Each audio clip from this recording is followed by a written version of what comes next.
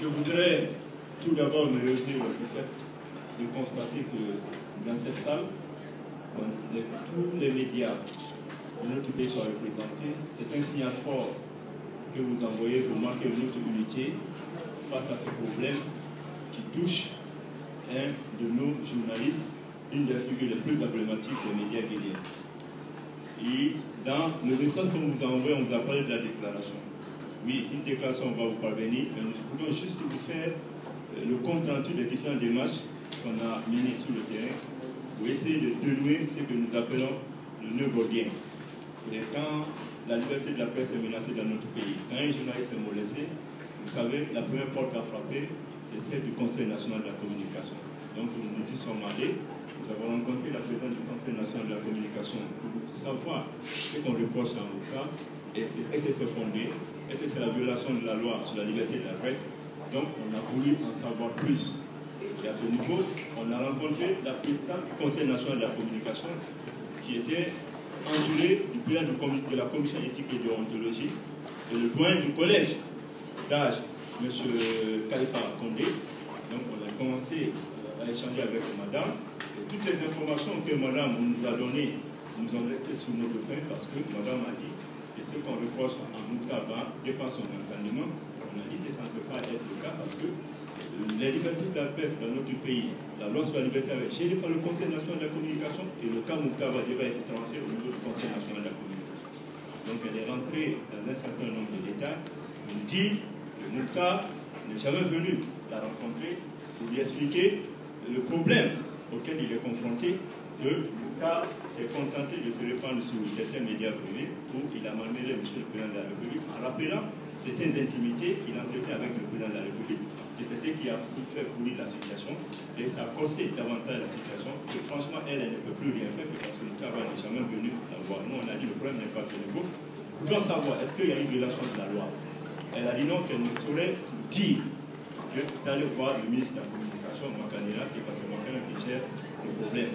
Et on a quitté le Conseil national de la communication sur ce différend-là et on est allé au niveau du ministère des droits de l'homme parce que vous savez que le ministère des droits de l'homme, c'est le carré des libertés individuelles et collectives au sein du gouvernement. Si on a un avocat dans le gouvernement, c'est bien le ministre des droits de l'homme et des libertés publiques. Donc on est allé rencontrer M. Khalifa. Et j'avoue qu'on a eu la même impression. Monsieur le ministre des droits de l'homme, malheureusement, n'était au courant de rien. Et monsieur le ministre des droits de l'homme, je vous dois la vérité, n'avait pas la parfaite connaissance du cadre juridique institutionnel des médias guinéens. Donc il n'avait pas la connaissance de la loi sur la liberté de la presse et il ignorait complètement le cadre juridique du Conseil national de la communication. Donc à ce niveau aussi, on n'avait pas très dessus.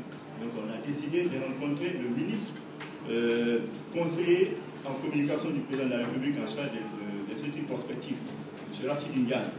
Il sortait de son bureau, on l'a croisé dans les escaliers, il nous a dit qu'il ne peut pas nous recevoir parce qu'on était un peu plus nombreux. Il a dit qu'il peut recevoir 2 personnes. On a essayé de rentrer en contact avec lui.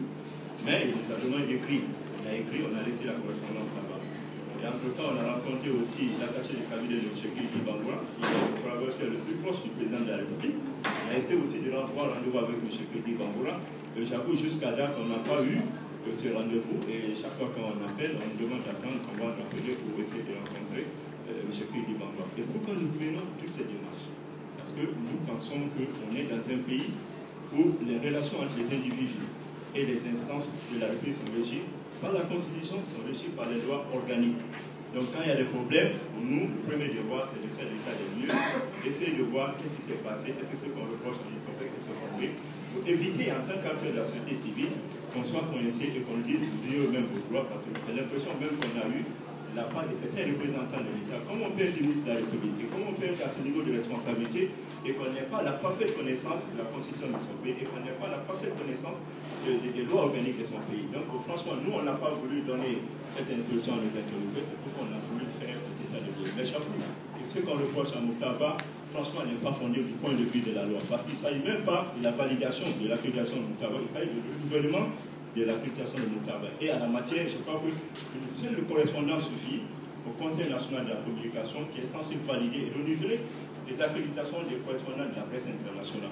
Et à la matière, Moutaba, je crois qu'il a obéi à cette procédure, même si Martine nous a dit par après que la correspondance de Moutaba est arrivée en état et que mieux qu'elle n'a même pas reçu cette correspondance. Donc on a levé cette première contradiction. Oui, la correspondance n'est pas revenue, encore c'est arrivé en retard.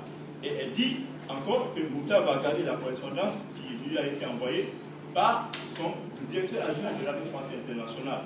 Et après nos enquêtes, on s'est rendu compte que Martine Condé a même fait une sorte d'accusé de l'État. On peut dire oui, qu'elle a reçu cette correspondance qui a été envoyée par Internet.